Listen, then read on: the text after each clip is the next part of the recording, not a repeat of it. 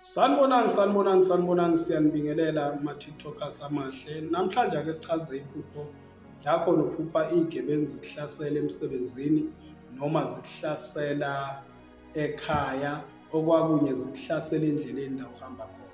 Uma uzowaphupha nje uhlaselwa izigebengu ulwisana nazo, okwakunye ugcine ukhonile uku-escape noma ke unga-escape-anga.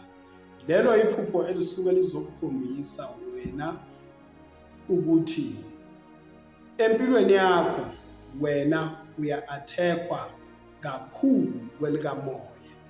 Yiphupho leli elisuke lisymbolize i-spiritual warfare.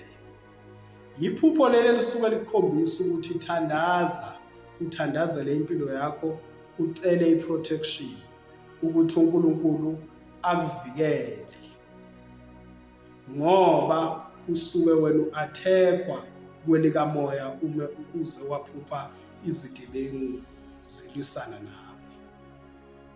Kusuke ke kwesinye isikhathi kungasho ukuthi usuke vele uzobanjwa inkunzi. Abantu ke abaphile abantu, ngiyabonga.